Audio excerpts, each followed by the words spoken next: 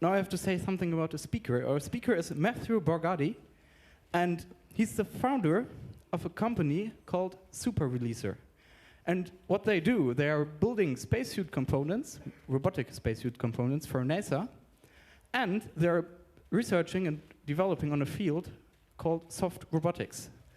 So Matthew will now talk about soft robotics. So I'm not sure, but I might give you this hint. If you're close to him, don't try hugging everything, because this robot might crush you with its soft, delicate hands. A warm applause for Matthew. Hello. Yeah. I've got to clarify, I'm a subcontractor on a NASA project. NASA doesn't like it when you say I'm working for NASA unless you are in their offices. I've just got to clarify that, because people who can laser you from space, So Einstein was on a train, and he turns to the passenger next to him and says, "Does Boston stop at this train?" So why can't programmers tell the difference between Halloween and Christmas? Because 3-1 oct equals 2-5 dec. Okay. All right. So I'm the founder and lead scientist at Super Releaser. Super Releaser is a soft robotics development company. Essentially, we solve hard problems with soft robots. Soft robotics is a new field of robotics. It's pretty young, only about 30 years old. And the heart of it is most problems that get solved with biology, most problems that get solved in nature, are done with compliant materials, squishy stuff. And most problems that are solved in engineering are done with hard things. So hard languages, hard actuators, things that don't have much give, things that don't have much compliance. And it essentially means that half of all potential solutions to problems in robotics have never even been considered. And so that's what I'm excited about, and I'm excited especially about applying it to human scale problems. So I'm going to be talking about some of what our work is, the uses for soft robotics, and how to build your own. Okay. We're going to start with a little brain teaser. So your skull is wired this way. You have a hinge in your jaw. You have this mandibular hinge. And the muscles are connected from your temples down to your jaw. If you feel the sides of your head and you clench your teeth, you can actually feel those mandibular muscles flexing. And so you can actually generate 200 pounds. The average person can generate 200 pounds of bite force from their jaw. That means if you stick your tongue out right now, you can bite it clean off, which is cool.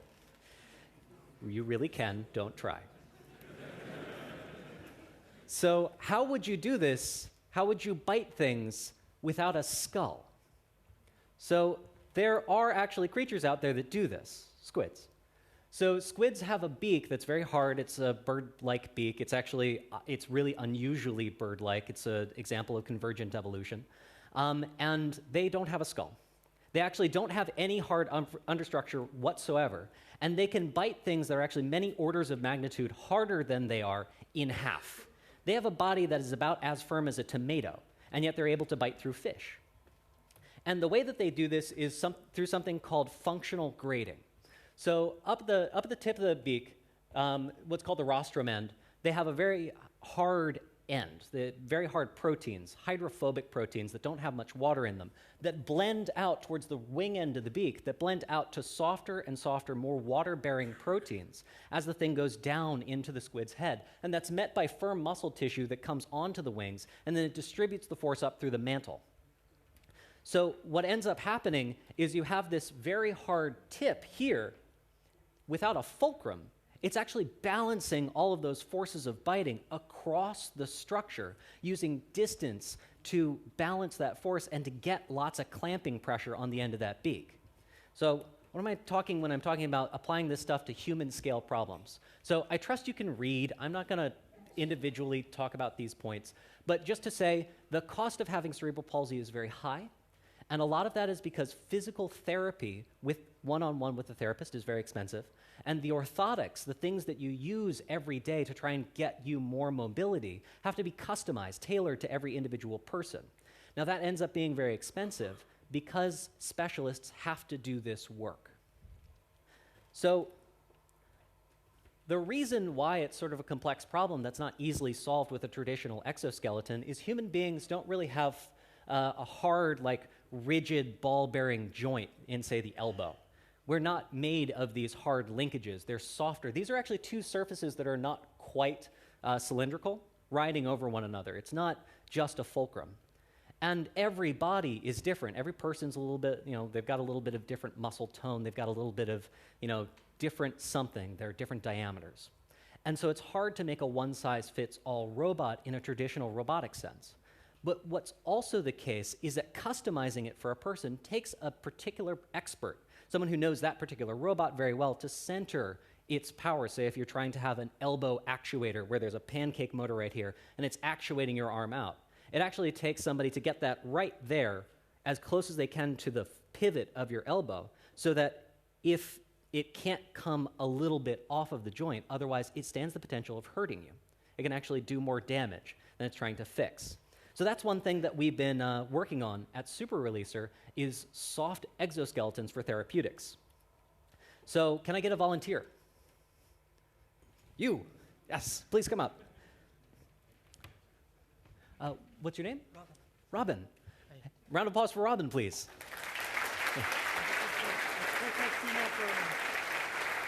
Yes.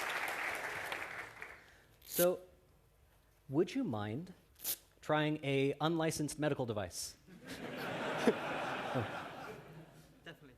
Groovy. This and arm. Could you please put your arm through here? Thank you so much.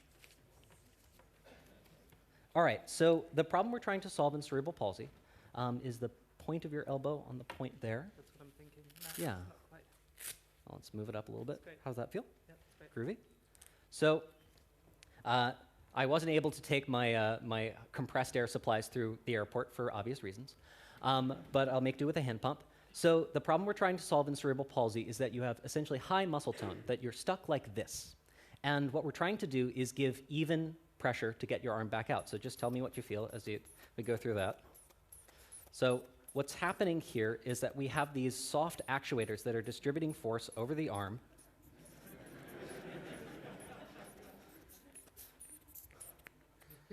You feeling a force? Yeah. Hey! Please give her a round of applause. Thank you. Thank you so much. So the concept is one-size-fits-all pneumatic exoskeletons. And what I think is cool is that this compliant, squishy, squid-like way of thinking about mechanics means that you can do things in these one-size-fits-all ways. But what you can also do is sort of compensate for the irregularities of individual human bodies.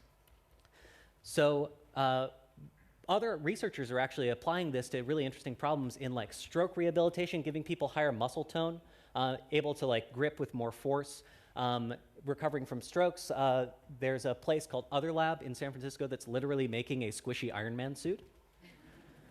And what I think is really cool about it is that if you can encourage people to do daily tasks as someone has a physical disability like cerebral palsy, in giving them a little bit of extra freedom can mean huge lifetime gains, because being able to grip crutches, being able to dress yourself, enables you to do a whole bunch of things that also motivate you to continue using your muscles, to continue refining skills. And so little changes to mobility can have a huge change in overall health. So other ways people are applying functional grading to problems are with like explodey soft robots that has a soft structure and a rigid structure. So you can get things that are soft and rigid to do to solve particular problems. And one way this is really applicable is in prosthetics. So this is a scan of Hugh Hare's leg. So Hugh Hare is a double below-the-knee amputee who works at MIT. And he's been working on these projects where he takes scans and he 3D prints functionally graded structures that distribute the force of the impact from the prosthetic onto the residual limb. Now, the reason why you want to do this is people are made of mostly water. People are made of mostly water, and any impact does not get dissipated by some cushioning force. There's not a cushioning spring inside of the body. So when you have a residual limb, you have an amputation, you have a residual limb, your doctor tries to do the best they can to make it susceptible to a prosthetic, but it doesn't mean it's infinitely powerful. And so what happens is when you feel a shock, say, of walking upstairs from the prosthetic socket, into the residual limb, none of that force is dissipated by the socket. To get it registered onto you, it also means that waves of force coming up through the prosthetic sort of find all the tender vittles. It's not a pleasant experience, and what's difficult is that can cause the residual limb over time to break down. So scar tissue isn't terribly strong, and so it has this feedback loop.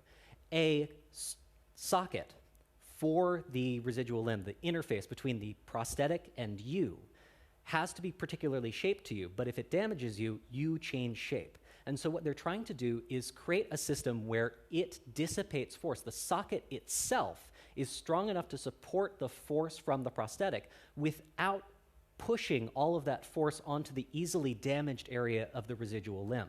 And so Hugh Hare is using functionally graded structures to do this. 3D prints that have very high levels. The white is very high levels of stiffness, and the black are very low levels of stiffness, so we can choose where the force is distributed. So another organism, another mechanical system that does this kind of distributed force to solve problems very well are goat feet. So goats don't spend a lot of time looking at their feet. They're actually able to put their feet wherever they want. Say it's slidey rocks. They put their feet where they want, and they don't stare at them to figure out what they're doing. If you've ever seen Asimo walk upstairs, it spends a lot of time looking down, being like, okay, feet, what are you doing? And it has to position the foot to land precisely on the step with the right angle, or else it'll slide right off. And that's because the system doesn't have compliance in it. Working with actuators and servos, it's often difficult to have them embody compliance, to be squishy. And so it's hard to get them to deal with unknown situations, and oftentimes you have to pause a robot in its tracks so it can look and assess its situation before moving on. So here are goats, also goats.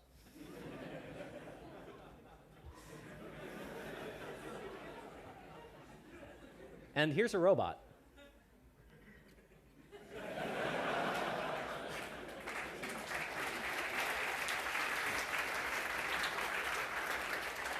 So what I'm trying to solve here is, see, you notice its feet are hard metal pads. That's insane, because it can't possibly compensate for unknown situations. If it's moving forward, it has to land with its foot at the correct angle. If you remember physics, vector forces, yada, yada, yada, it has to land with its foot at the correct angle to compensate for the force of the forward motion on whatever it's landing against. It's a very difficult problem to solve purely computationally with hard actuators, but it becomes simpler. You can do it in a stupider way if you just arrange the matter to move in a certain way when there's force. And another organism that solves this very well is bugs. So flies have these things called setae on their feet. They're spatulated hairs. What the fly will do is it'll drag its foot down a surface, and it can even be a really smooth surface like glass. And it'll drag its foot, and the itty-bitty hairs, those are incredibly tiny. That's a tiny fraction of the size of a human hair, will actually find little cracks and microstructures inside of the surface, and it just drags its foot down until the foot catches. And it just has this algorithm that is like drag down foot n until it catches, and then start that process again with n ++ 1. And it just does that for all feet, and then it does that again. Flies aren't known for being very smart. And so the way we're trying to employ this in soft robotics, this represents some of the work I actually got to participate in with a NASA researcher named Aaron Parness. He's not called Aaron Parness, he's named Aaron Parness. Where we're trying to do this thing where we can mass manufacture these guys that have a complex behavior that when you put them all together, so the individual actuator is really easy to make, or the individual mechanism is easy to make, it's easy to multiply them. And so you can get interesting behaviors by multiplying that to have hundreds and hundreds of these all working in tandem. So the way this works is there's a rigid structure here, bringing up the squids again. There's a soft structure here, and then it has two mounting points so that you can essentially load the spring on it. And what happens is this grips in when force is pushing down, but as soon as it's unloaded, it'll pop back up. And the way that these are used is in big blocks. What Aaron's trying to do is he works at JPL to try and make NASA exploratory robots to climb over rocks in Mars without having to ask NASA all the time, what am I supposed to do with my feet? Because it takes, I think it's 14 minutes to relay that signal to Earth and then time to get that back, and that makes exploring very, very time consuming. But And this, I didn't flip this GIF over. This is literally upside down. And so what's happening here is you take all of these hooks and you have this incredibly simple procedure, which is take the paw, move it over, grip the paw until the paw has caught, and then you're done. So I'm going to show you how to make your own soft robots. So these are not sex toys. They are soft robots. So I do a lot of 3D printed soft robots. I publish them in the open source. I have a lot of stuff on Thingiverse. You can look me up, Giant Eye, Thingiverse. I am actually writing up a book for Make on like every soft robot I can think of, so it's all published in one place. You know, yada yada, buy my book. So it's not even out yet. So it starts with, you can actually use 3D printing. I figured out how to watertight print with an FDM printer, so I can use cheap prints to make things watertight so you can just make molds. And what's cool about that is I can make generations of molds that all experiment with different ideas and make them all at the same time and label them like experiment A, B, C, D, E, and then cast them all, evaluate them against each other and not waste too much of my time, because my time is precious. I can buy robots to do the printing. So it's a mold that's sort of like two halves. I'm not tall enough. Anyway, so the mold is two halves. And there's a core in the middle. And the silicone is squishy enough that once it's cast, and so this is a little gasket here that you'll see coming into play in the end.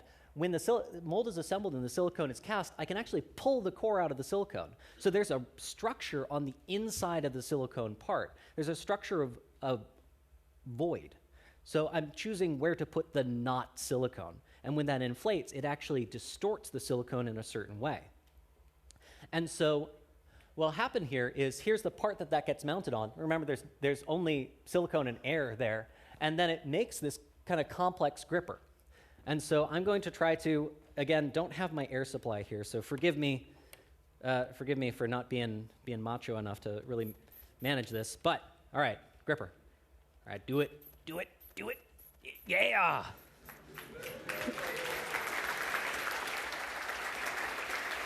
Yeah.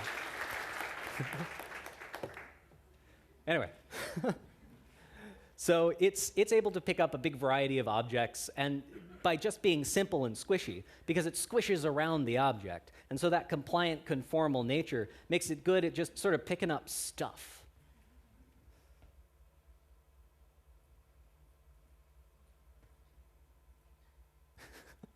All right.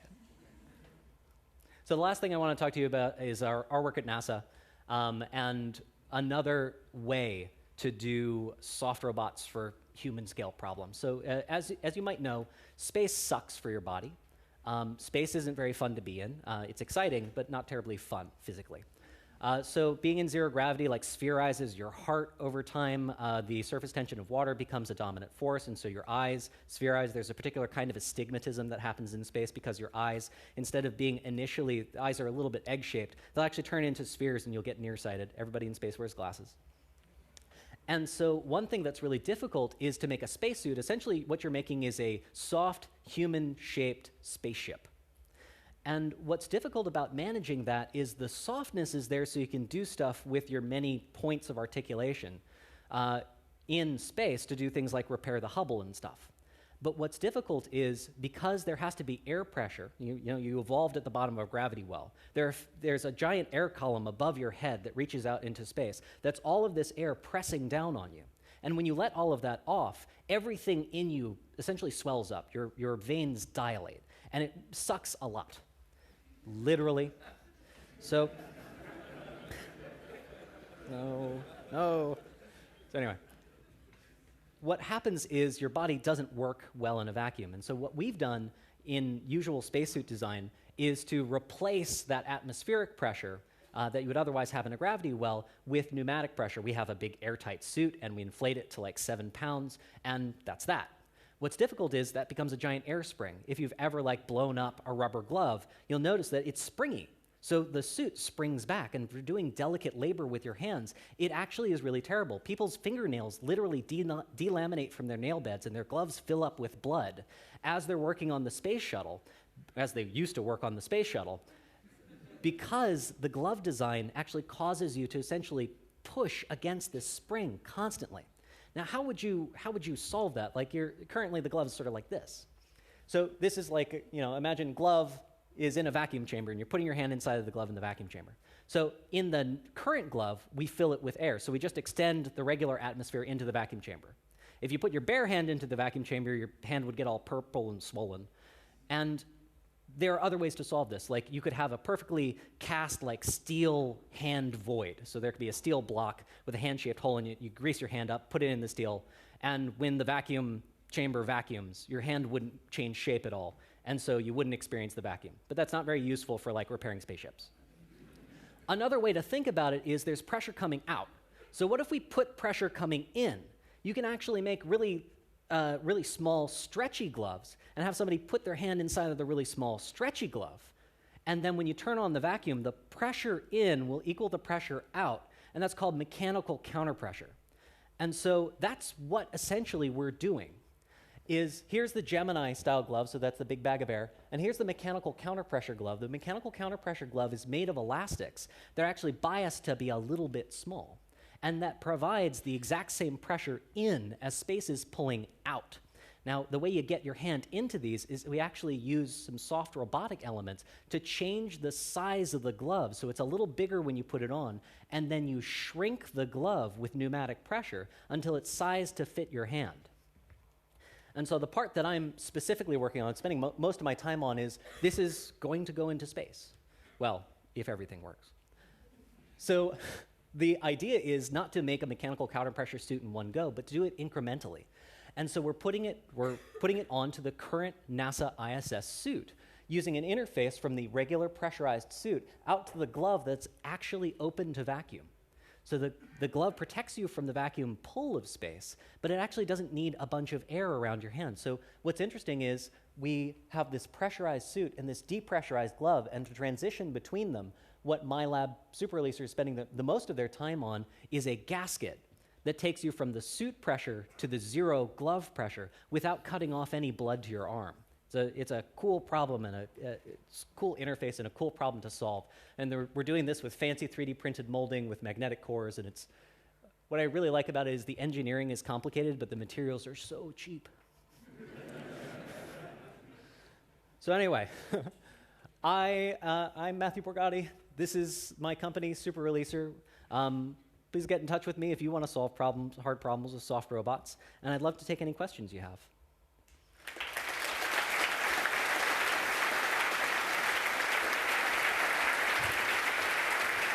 Okay, thank you very much. I think we will follow the usual Q&A pattern, and while you are lining up behind the microphones, we will start with the Signal Angel. Hi. So I have two questions from one person, and the first one is there a hand prosthetic version of the Mars robot Flyclaw? I'm sorry. The Mars, the Claw Explorer? Yeah. Is there a hand version, like a human hand kind of version? A hand prosthetic. Oh, is there a prosthetic that works like that? I've never seen one. I mean, it's totally doable, though.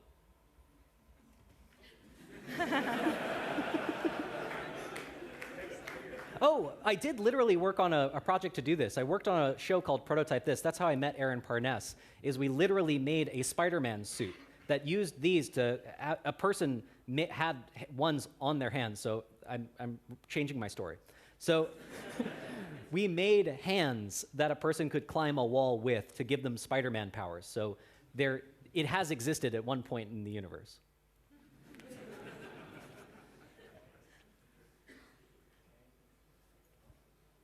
And the other question from the person was, are shock absorbers for prosthetic legs available, or is all the compliance at the attachment to the body? So it's kind of a complicated problem. So you might notice the recurve legs. Have you ever seen the running legs, like the carbon fiber spring legs that runners in the Paralympics will use? They have integrated shock absorbers. It's a compliant shock absorber. But the difficult thing is, you can imagine, to absorb shock, you need to move mechanically. And so since the force is coming up, you need to move down. And so if you had just a spring, so you can imagine like a piston leg, you'd have a spring, and every time you step, to absorb the shock, you'd end up having a very odd gait, which might be acceptable, might not be, but it's a suboptimal gate. And so the way it's currently attempted is by having silicone sleeves that get you between the prosthetic sleeve, which is usually hard carbon fiber, and the residual limb is a silicone sleeve. But the problem is it doesn't dampen any of the force. And so the idea is to not absorb shock by like having the prosthetic go down, but distribute the shock to the strongest possible places in the body, to distribute it to the strongest places in the residual limb instead of distributing it over the entire residual limb. I hope for portal-like jumping of buildings too. Boing. Another question or the microphone? I think we have no questions at the microphones. Well, All right, I answered everything. Then I another still have signal. one here, Yeah. if nobody else wants to. Another question from the IRC is, as like designing silicon circuits is quite complicated due to the variability of process parameters. How do you predict the elastic behavior of your robots, e.g., for example, by FEM simulation, or do you just do trial and error? Yeah, so it is sort of amenable to finite element analysis, FEA, but it is actually really processor intensive, and you can do things that are like works-like models. So you can take meshes and you can distort the mesh in it, and it's a very nonlinear system where some distortion changes the wall thickness. You can imagine an inflatable thing. The walls get thinner, and so that changes the dynamic of the system, and you have to recalculate. What ends up being difficult is having that be accurate to the world is tough. And so you can have simulations that give you some predictive power, but there isn't anything where it's a good design tool that also features simulation, where it's accurate enough to really predict this is going to do that. I did it. The words on the computer matched the world, and so I've designed successfully. What ends up happening is you use some of those tools, and then I found it's best to have frameworks where you can iterate, where it's simple to modify, because the simulation will never be as informative as experimentation. There are technical documentations, the amount of stretchiness in the silicone, and you can predict this to a degree, but I found the best way is to iteratively prototype and lower the cost of making a new prototype by making it really quick and really cheap, and that ups the amount of prototyping you can do. Okay, thanks. And as a follow-up, like how much does the material properties vary? Like is the variation really high, or? So silicone is very consistent. So I use RTV silicones. Room temperature vulcanizing, you can get them. They're two-part silicones. You mix them together. And the chemistry on them has advanced to a point at which you just 50-50 mix them and they cure. And their properties are they're very consistent.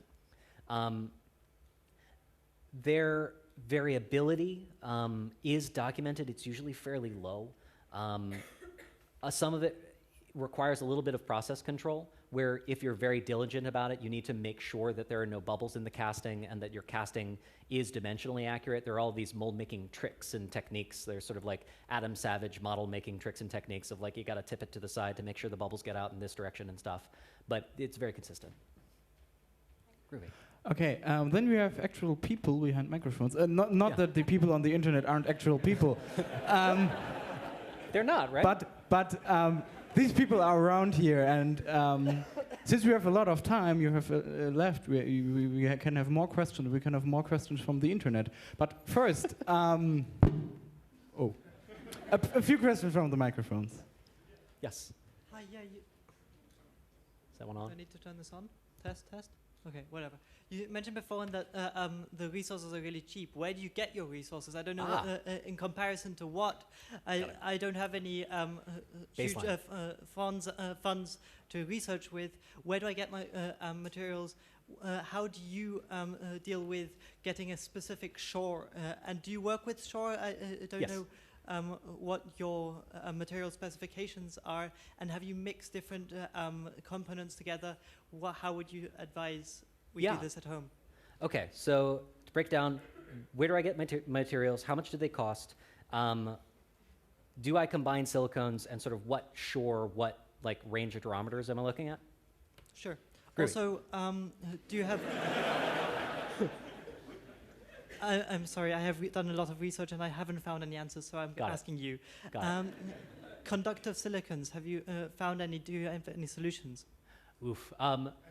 So conductive silicones, if you look at dielectric elastomers, and it's spelled D-I-E, like dielectric elastomers, dielectric elastomers, there is some documentation on them. They tend to only be conductive in very high voltage ranges, like plus minus 500 and up.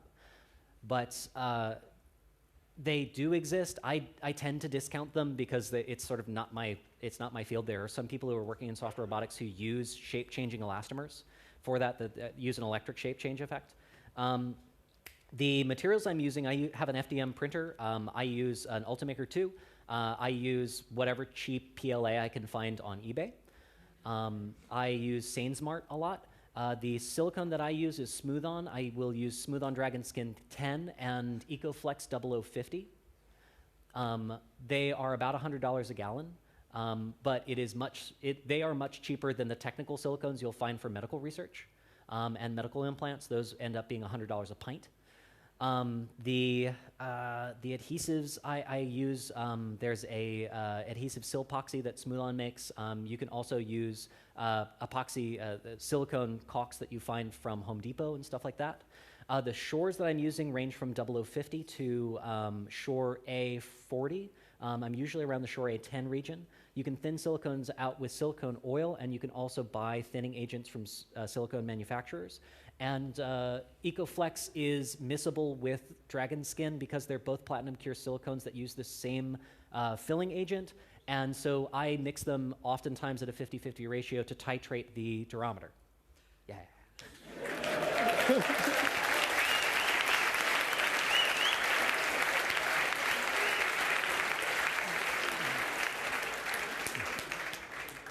Smooth Skin doesn't have any European distributors. Do you have any solutions?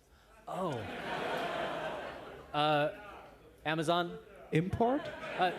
Tor for physical objects?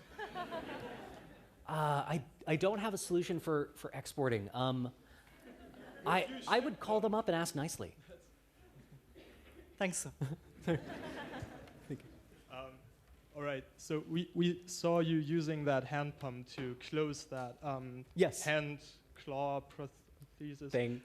Yeah, so I'm just imagining that on a human being, for example, how much air pressure would you need to actually make a responsive hand prosthetic, and like how much air pressure would you need for tasks like lifting a jug of milk, like a gallon of milk, for example? And would it be feasible to install all the hardware you would need to generate that pressure on a human being on Earth, and as opposed to space?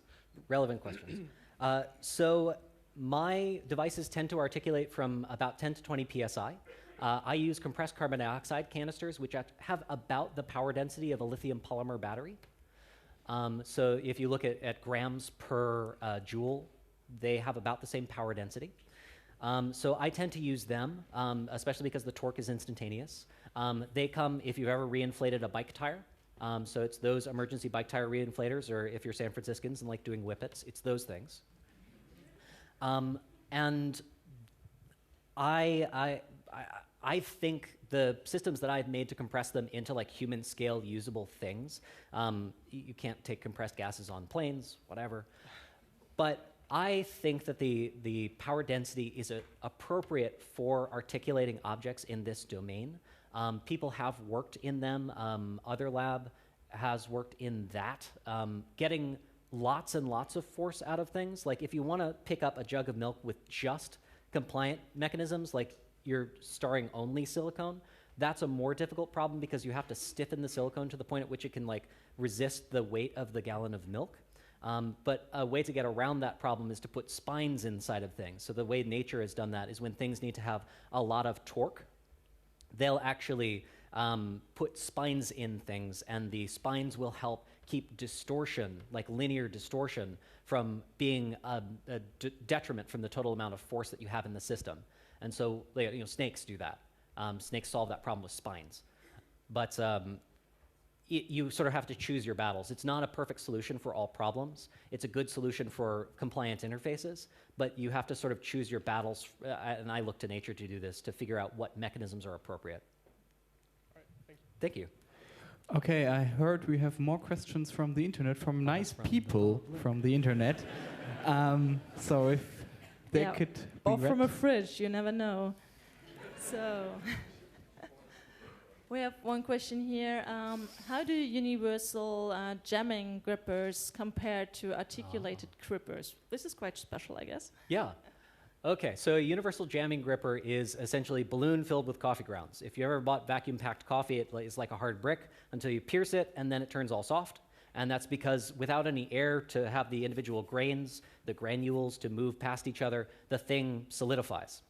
And so you can get conditional stiffening by pulling out or putting in air. And so universal jamming grippers are rubber balls that have coffee grounds inside of them, and then when you suck the air out, they stay in whatever shape they are. And so if you squish it over an object, then suck the air out, it'll pick up that object because it's stuck around it. And so it can even be a straight-sided object like a dice, dice, the name for one of those things. So even if it's a straight-sided thing being rubber, there isn't any draft on the individual random number generator to actually pick up, or it can't drop right out because of the friction on the walls. So the advantages of those is they can pick up a huge variety of objects, even things that are like really flat on tables. The disadvantage is they get pierced pretty easily.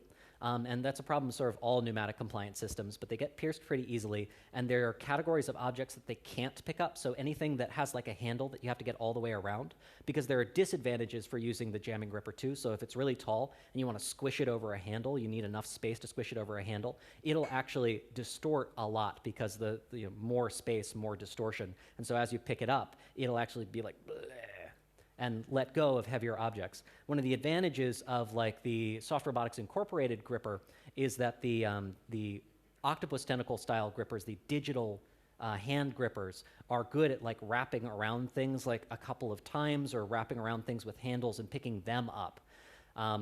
Their disadvantages is they're not very good at like picking up a penny. They're very bad at that. You have more questions for us, or? I think. Yes, I have a question, as we have still quite some time. Oh, no. I guess it will take a bit. So, how does one build small, lightweight sources of pneumatic or hydraulic pressure? Got it, yes. Really small. Yeah, so that's a problem I'm actually trying to work. So there are ways of getting small amount of pneumatic pressure with piezos. So what you can do is you can have a closed volume, goodbye computer, anyway. So you can use piezos that essentially have two check valves, and the piezo is pushing into this airtight container, and it'll push a little pressure out of the check valve, out of check valve 1, and pull a little pressure from check valve 2, and they can articulate very fast, and it'll generate pneumatic pressure. The disadvantage is it's usually not that much, and you have essentially a spring system in there where if the pressure, the back pressure, is more than the than the piezo can overcome, then it peaks out at pressure. And so that's a way of getting really, really tiny pneumatic volume or pneumatic stuff going on. It's essentially imagine taking a piezo speaker and then putting a couple of check valves in a thing. You can have like a printed enclosure for it. And that would be a really tiny way. The other ways that it's usually done is you have diaphragm pumps. The small, cheap ones that you can get from China are these diaphragm pumps that just use a rubber diaphragm, and they push pistons that are actually all on a pivot. And so they'll go around, and the diaphragm will push in and out, and check valves will cause the pressure to continuously go out. And so that's the way that's done. Small hydraulics, are not super my field. I don't know that terribly well. My solution for that has actually been to use pneumatics to displace hydraulics, to sort of like you can imagine bubbling air up into a soda bottle and then having a straw with the hydraulic end going down. And that's how I handle hydraulics. Okay, I have just realized how long you've been standing there. So the microphone, please. And why didn't get anyone a human chair or something? That if you let robots roam a forest, then they break something after like 5 minutes, and they will destroy themselves pretty soon. So could soft robotics also be a solution to this problem? I think that it is. So to like wrap it up, to wrap up that question in sort of a bow, Boston Dynamics makes this really expensive robot called Big Dawg. And I'm not here to like, Boston Dynamics, rah, because like, who am I to talk? I make these, like, I'm not super sophisticated. But one of the disadvantages is it's a complicated robot with lots of things to go wrong. And one thing that can be very difficult in having it operate for an extended length of time is that it has to make all of its guesses exactly correctly to not like topple over. And it's supposed to like keep soldiers from dying and going into dangerous situations instead of a soldier. But I have had reports from people, anonymous sources, that people have literally died trying to rescue the robot because it was on their heads if the $1 million robot exploded. And yeah, so the solution I think that's appropriate for it is to choose your battles where you put actuation, where I think there can be a lot of passive systems that actuate, that like have a little bit of a bias. Like your foot is an example of this, where your foot is doing a lot of passive compensating for like what the dynamics of the walking downstairs or walking across rubble. Your foot is compensating for a lot of that just by being soft, and you bias it in small ways with the tendons and muscles that are in it.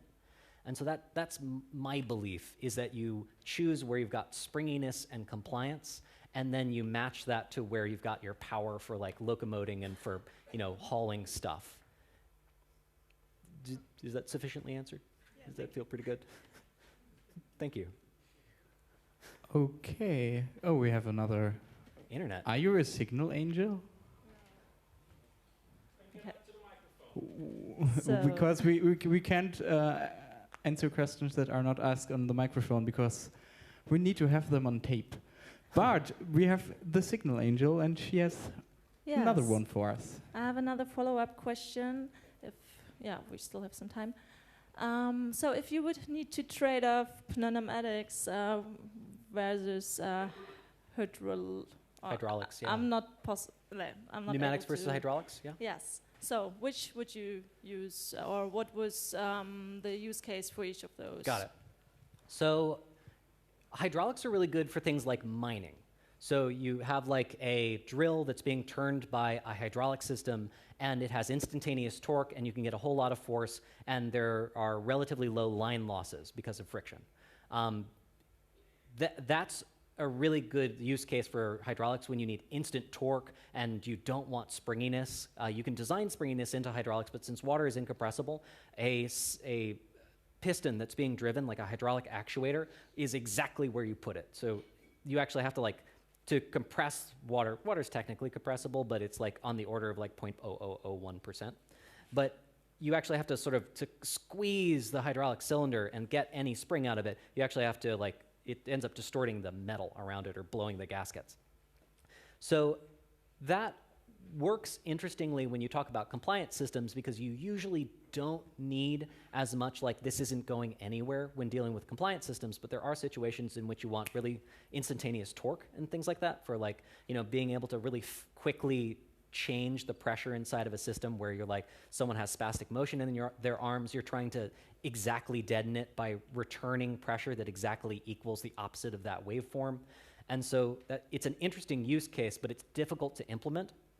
I use pneumatics partially because I can be wasteful with it, where I can have things that are leaky, and it's just I just have a monitor on how much pressure is in the system, and I don't have to worry about how much I'm putting in, as long as it loops back to here's how much system pressure, here's the state of the system. It doesn't matter where the dial goes. As long as it stays at that state, it's fine.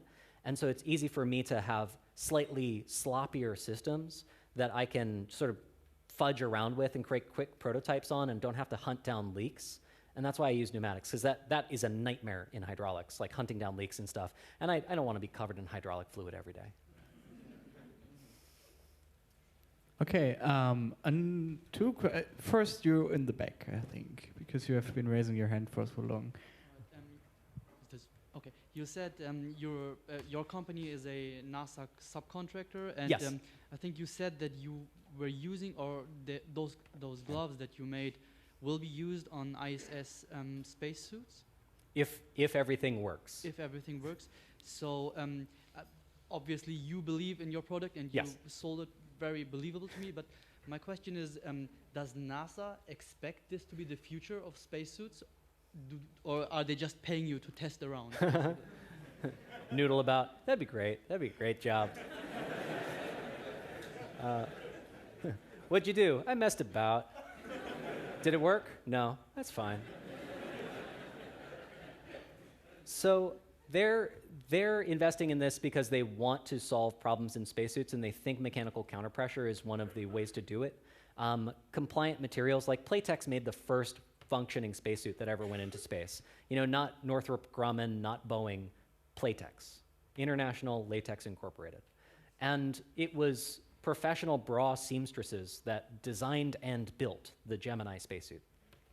So the science, like the down and nitty-gritty science on soft materials, has always been difficult to evoke in physical stuff, but like having a gist of it, understanding the materials from working with them and applying them to practical problems has sort of been the thrust of most spacesuit technology.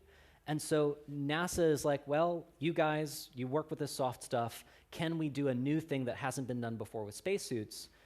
And if it works, it could improve a lot of things and solve a lot of problems. But what's difficult in brand new systems is you're like looking at your ideals, and then you find out how it fails, like the externalities of it. And so we're exploring a lot of interesting things to try and solve these top-level problems, and the designs are evoking these sort of mid-level problems, and we're sort of hacking towards idealizing all of it. But the performance we see on the gloves, like the dexterity in vacuum chamber tests and the amount of pressure that you see, like the even pressure across the hand without like causing fingernail delamination, is really promising right now. And so it's encouraging NASA and it's encouraging us to keep pushing with it. Hello. Hello. Yeah, you on the microphone. We try to build some soft robotics in our makerspace in Milan, and it's very difficult.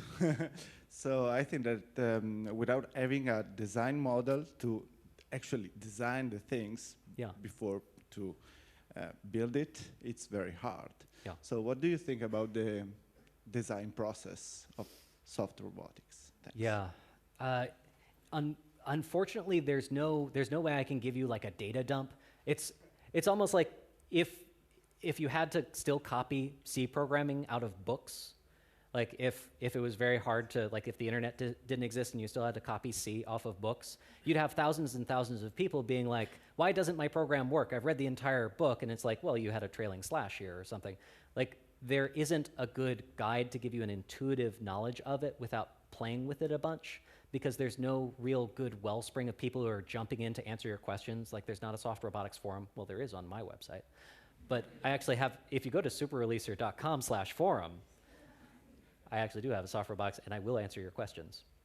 But the difficulty is there isn't a level of knowledge up there to solve sort of meta problems of like, what's a good way to think about this? What are successful models of soft robots? And so like getting a base understanding to know why this doesn't work and know what a successful soft robot tends to be designed like, and good design processes are thin on the ground. And I think that makes it a really huge ramp. You have to really get up the ramp of the learning curve really quick to be able to produce results to keep going. And I'm trying to solve that by publishing open source robots, make working designs and be honest about the design process, and then publish, what works and here's what to look out for. But before that's thicker on the ground and before people are available to just answer questions from people getting into it, there's almost no way you can do a data dump to somebody, be like, just read this book and then you will know exactly what's wrong with it. Because it, like many design problems, it takes having a detailed knowledge of the system in place. Okay, I think we have one or two more questions from the Signal Angel again. IRC is working well, and we have still a lot of time left, so all your questions. Yeah, people have been really fun, and they also want to thank you for the talk, as it was really cool. And one sees that you really have fun with this research. So the one thing people are still interested in, can you expand a bit on the $1 million robot being saved by the soldiers? Because that was really quick. Sort of. So I don't want to talk too far out of my depth because I'm not in the military. I have friends, but I don't want to just be like, here's how it is, everybody. So in some ways, and this applies to all of the equipment that you use, if you're like an electrician, and you're servicing something, you're responsible for it. Even if someone directly working with you might say, well, that exploded, but it definitely wasn't your fault. Up the chain, it's your fault. And so when you introduce expensive equipment that people are nominally responsible for, if it fails, you have to find some way to justify for them why they're allowed to let it go. And so when there are some systems that store incredibly complicated and incredibly expensive equipment, like a robot that's supposed to do certain kinds of field work, if it gets lost on your watch, you're nominally responsible and therefore have to take some of the heat for it. And so I think in certain situations when robots aren't 100% reliable, it ends up with people having to take responsibility for saving the robot, which is antithetical to their initial purpose. And so my theory is if you can get robots less expensive, if you can change the manufacturing principles of robotics, which is sort of one angle that I'm trying to go with soft robotics, is that it lowers that expense value, so raises that disposable robot, just it can blow up, that's okay, we can get another value. It changes sort of that equation. Yeah, but they are not liable for them or have to pay if it breaks. I don't think soldiers are individually responsible for. Honestly, I'm the last person you should ask about how the billing system works in the United States military. Okay, thank you. No worries. Okay, we have more questions. You start popping up at the last seconds of the question and answering from the signal angels every time. I think you might have found out how not to stand all the time. The microphones, again.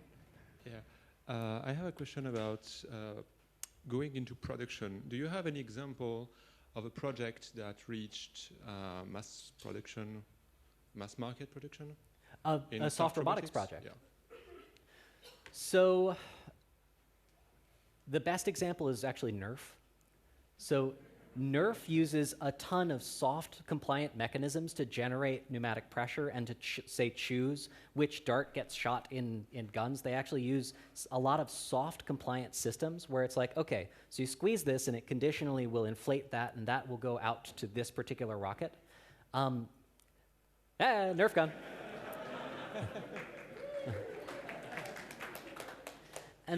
And compliant systems are everywhere. Sails are compliant systems. They conditionally stiffen based off of conditions. So based off of the wind and their direction, they will stiffen because the fibers have high tensile strength, and you can actually choose the shape of the sail based off of how you trim it. And that changes how much of a wing it is, and various other properties that allow it to go faster or slower and to be able to finely tune as you go over waves. That's one of the points of having a nerd talk. Anyway, it's one of the points of having a line on the edge of a Viking sail. So if you ever see illustrations of Viking ships, there is a line going out to the edge of a square sail. And you might be asking yourself, why the hell would you do that? Why wouldn't you just let the square sail be the square sail? And it's actually because the way Viking ships are designed, they are not self-righting. They are actually very tippy. And so when you go over waves, the boat flexes a little bit. And you need to change the shape of the sail and what direction it is taking the wind as it goes over waves by changing how aerodynamic the sail is, or else you flip over. And the reason I know this is because there was a book published from an anthropologist who studied Viking craft, made an exact copy of one, and kept flipping himself over because he forgot to have somebody trimming the sail. Okay, one more question on the microphone. All right, one I can do it. One more. I don't know. We have still 5 minutes left. So if the RSC has more questions, of course. But first of all, him. Hello. So you have soft actuators. Do you also have soft sensors? Oh, soft sensors. So that's a thing that I'm working on as a background project. So there are lots of ways to use microfluidics as sensors to have a thing filled with a hydraulic fluid in a tiny little channel in a piece of silicone and read the pressure out the other end, with a little, a microsensing device. One of the difficult things about soft sensors is it's difficult to compensate for the flex of the system when calculating how much force is on it, because you can picture if you made a flat sensor array and you wanted to detect how much pressure a person, say you have a person with a amputation, residual limb is inside of a socket, you're trying to measure where the pressure is. So you have a flat sheet of sensors, and you stuff that into the socket, and the person stands on it. The sensor array is actually going to be detecting a lot of forces because of the particular order in which it bent, not directly because of the amount of pressure that it's experiencing. So one thing that is really difficult in sensor design is coming up with things that the orientation, like the way the sensor is accidentally stuck to the side of the cup in which you're trying to measure the force or whatever that is, it's difficult to compensate for that to make sure you're getting something accurate. And so one of the ways that people do that is by embedding stretch sensors in soft robots, and so they have like a linear measurement of how much stretch has been done.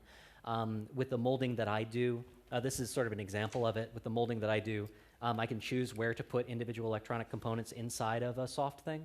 And so this is a ring that has a Trinket Pro inside of it and a couple of RGB LEDs. And those are in a specific spot in the silicone because they have a little rider board that actually slots into the silicone and locks in mechanically. And so you can, if you choose your battles with where you put your sensors, you can have them integrate with soft systems, but it ends up being a confounding problem, but one that a lot of people working in prosthetics and in spacesuits are working on and doing cool stuff in. Okay, so the question is, Signal Angel, All right. do you have more for us? Yeah, sure. People tend to get creative. So the last question from the IRC is, can you build pneumatic computers like state machines with this stuff, or do you always have to use a computer like interface? Yeah, that's actually a question I'm really interested in, because the idea of doing pneumatic state machines, of having like something biased where you can have a series actuator where it's like this thing will only inflate under these conditions, and so you have like, this is the way Octopus Arms work. Octopuses are really cool. You end up taking a lot of soft robotic stuff from sea creatures. So when octopuses are panicked and trying to move all of their legs at once, they actually don't have enough processing to really do all legs flowing at the same time. And so if you see an octopus like pick up and run, it will actually limit the zone of solutions it's trying to find by creating straight sections in its legs. And so it'll actually create joints so it can physically run. And the way it has a distributed neuronal system. So octopus, individual limbs actually have their own processing centers. And so you'll notice they have a distributed brain. And so one thing that's really cool is that you can actually look at, with electrodes, you can look at what is happening in an octopus's limb as it's gripping something. And it's actually that you'll have these relay centers where it grips something with the end of the limb, and it'll be controlled by this functional relay center. And there'll be a signal sort of coming down and coming back from like the arm will have a relay center like the brain in a brontosaurus butt, and there will be like little nodes up. And what will happen is the nearest node will start the flex, and if another node gets hit, like as it's wrapping something up, if the next node gets hit, it'll continue wrapping. But if the next node doesn't get hit, it's gripping a small thing and it can discontinue the wrapping motion. And so what it's doing is it's sort of sending a signal back and forth and asking, where do I need to stop the wrapping? Wicca wicca. So to try and simplify the problem space. And so I think that would be really cool to do in soft robotics, to have these passive systems where you don't need a lot of signaling going on, to just have passive pneumatic, like that there's pneumatic logic inside of it. I think I've created a solution for that involves like this two-part molding. The difficult thing to do with pneumatic logic in soft stuff is you have to create check valves. And check valves are really hard to create without a spring. And when you cast something, you don't cast it in a spring orientation. It's hard to preload. And so it's very difficult, like if you imagine a heart valve, you know, the heart valve opens up. It's essentially a heart valve that looks like Shai Hulud. It's got like 3 actuating pieces. and they're actually all bigger than the hole, and so they fall back towards each other to create a check valve where pressure can't come back on the heart. It's very difficult to do that in casting because they open up, like you cast them in the opening orientation, there's nothing that springs back to cause them to close. But I think that I have created a solution for that with some complicated two-part molding to create things that get biased by another part that gets put in. But that's sort of like interesting theoretical soft robotics that currently doesn't pay the bills. So. Okay, again, thank you very much for your interesting Yay. talk. We are all Thank out you. of time.